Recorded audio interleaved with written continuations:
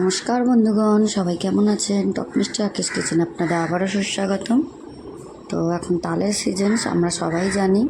তো আমিও তাল নিয়েই চলে এসেছি। তালের দুটি রেসিপি বানাবো, আর একটা ব্যাটার দিয়ে দুটো রেসিপি হয়ে যাবে, কিংবা চাইলে অন্যরকমভাবেও করতে পারেন। তো সেটা কি আমি সেটাও বলে দেবো, আপনাদের দেখিয়ে দেবো। আপনার পুরো ভিডিওটি দেখুন। ভিডিওটি ভালো লাগলে অতি অবশ্যই লাইক কমেন্ট একটা সাবস্ক্রাইব করে দেবেন। আর ফেসবুক থেকে দেখলেন অতি অবশ্যই একটা ফলো করে দেবেন।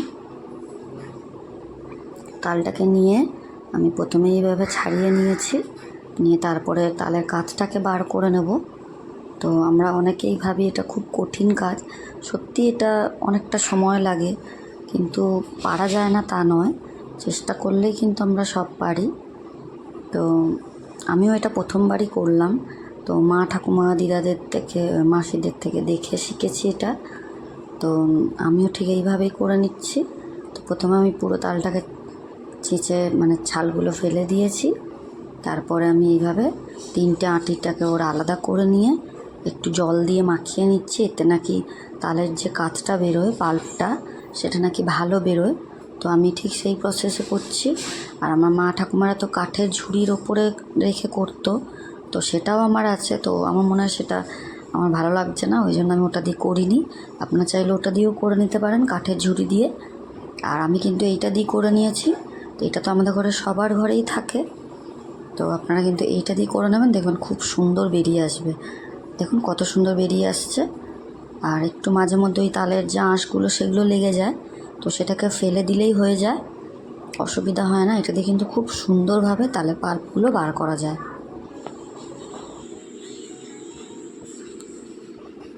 দেখুন এরকম করার পরে আবারও একটুখানি যেটা করছি সেটা কিন্তু একটু শুকিয়ে আসে, সেটাকে আবার একটু সামান্য অল্প একটু জল দিয়ে আবারও একটু মাখিয়ে নিয়ে করে নিলে তো এটা কিন্তু পুরোটা বেরিয়ে আসে। যতক্ষণ কিন্তু হলুদ থাকে ততক্ষণ নাকি ওর পাল্পটা থাকে।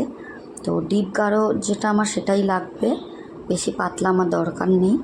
তাই জন্য আমি অল্প একবার জল দিয়েছিলাম, দিয়ে তারপরে বার করে যতটা হয়েছে অতটাই নিয়েছি। তো এরকম করে তিনটে আঁটি আমি করে নিয়েছি। তো এইভাবে আমি পুরো পাল্পটাকে বার করে করে রেখে দেবো।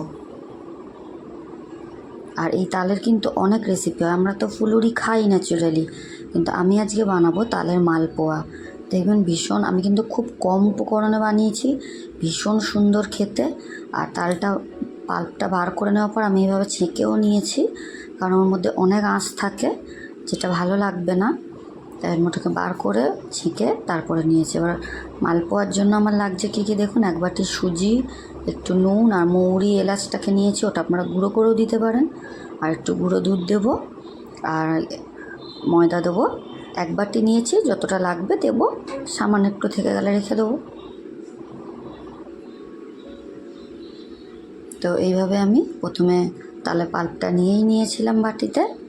তো আমি ওটা এক বাটি মতনই নিয়েছি তালের পাল্প।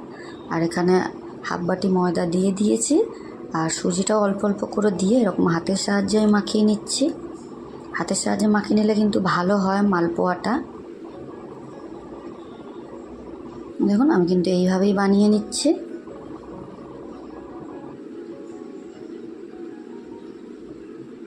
পুরোটা ভালো করে মাখিয়ে নেবো, একদম স্মুথ ব্যাটার তৈরি করে নেব, ঠিক যেমনটা আমরা মালপোয়াতে করি ঠিক সেরকমই। কোনো বেশি কিছু আমি দিইনি, আপনারা চাইলে নারকেল কোড়া দিতে পারেন, তো আমাদের ওটা পছন্দ নয় তাই আমি দিইনি। আপনারা অতি অবশ্যই দেবেন পারলে।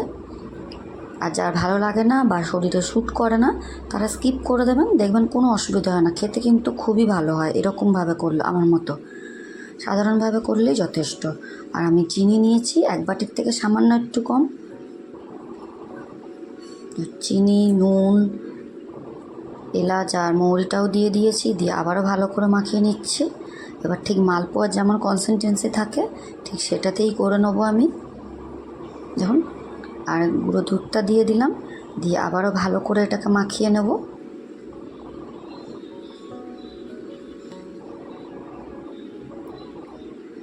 গুঁড়ো দুধটা দিলে কিন্তু টেস্টটা খুব সুন্দর আসে। আমি যেহেতু নারকেলও দিইনি তাই এটা দিয়েছি। ও আপনারা চাইলে কিন্তু কাজু আর আমন্ডকেও কুচিয়ে দিতে পারেন, কিশমিশও দিতে পারেন, আমি দিইনি। আর আপনাদের কাছে ঘরে যেটুকু থাকবে সেটুকু দিয়েই করবেন, দেখবেন সেটাতেই খুব সুন্দর লাগে। সব সময় যে আমরা কিনে নিয়ে আসতে পারবো জিনিস তারপরে খেতে পারবো এমনটা কিন্তু নয়, আবার সবার যে এমনটা সামর্থ্যও থাকে সেটাও নয়।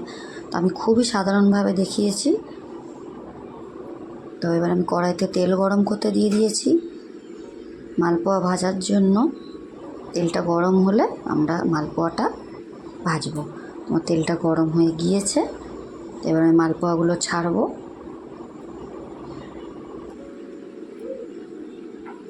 দেখুন মালপোয়া কিন্তু আমার উপরে ভেসে এসেছে, তার মানে এটা কিন্তু পারফেক্টলি হয়েছে। যেগুলো কিন্তু নিচে বসে যাবে তার মানে একটু সেটাতে প্রবলেম আছে। তো আমার এটা কিন্তু মালপোয়া উপরে উঠে এসেছে। আর যে কোনো মালপোয়া ভাজলে সেটা যদি ওপরে ভেসে আসে তার মানে সেটা পারফেক্টলি হয়েছে। দেখুন পুরো ফুলকো ফুলকো হয়েছে, একদম ফুলেছে ভিতরে, খুব সুন্দর কালার হয়েছে, গন্ধটাও ভীষণ সুন্দর আসছে।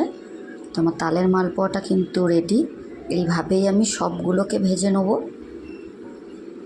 দেখুন এভাবেই সবগুলো করে নেবেন, তাহলে কিন্তু সুন্দর টেস্টি তালের মালপোয়া রেডি হয়ে যাবে। এক নাগারে তালের বড়া না খেয়ে এরকম মালপোয়া করে খেয়ে দেবেন, দারুণ লাগবে খেতে। তো মালপোয়া রেডি। আর এদিকে আমি অল্প ব্যাটার রেখে দিয়েছি, এর সঙ্গে আরও জিনিস মিশিয়ে আমি গোলা রুটি তৈরি করব, যেটা কিন্তু সকালের ব্রেকফাস্টে বা রাত্রির আপনি যখন খুশি খেতে পারেন, ভীষণ সুন্দর লাগে। তো এইভাবে ব্যাটারটার মধ্যে আমি আরও 2 চামচ পাল্প দিয়ে দিলাম, তালে পাল্পটা দিয়ে নিলাম।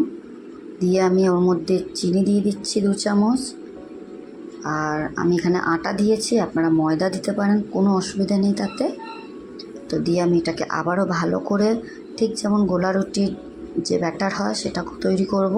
আর এর মধ্যে আমি দুধ দিয়েছি, এতে টেস্টটা খুব সুন্দর আসবে। দিয়ে আমি পারফেক্টলি গোলা রুটির ব্যাটার তৈরি করে নেব।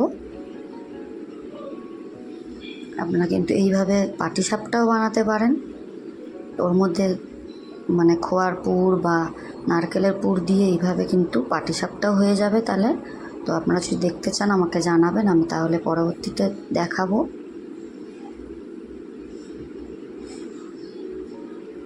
দেখুন গোলা রুটির ব্যাটার রেডি হয়ে গিয়েছে। তো আমি ঠিক এতটাই আটা দিয়েছি, 1 বাটি আটার মধ্যে ওই যে রয়েছে কিছুটা।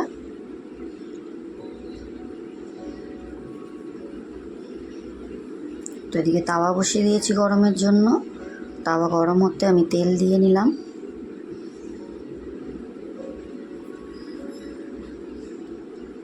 সব কিছু ভালো করে গরম হয়ে গেলে তাওয়াটা কিন্তু ভালো করেই গরম করতে হবে। দিয়ে আমি এবার ব্যাটার দিয়ে দিচ্ছি, দিয়ে এটাকে হাতার সাহায্যেই পুরো ব্যাটারটাকে গোল করে নেব রুটির মতন।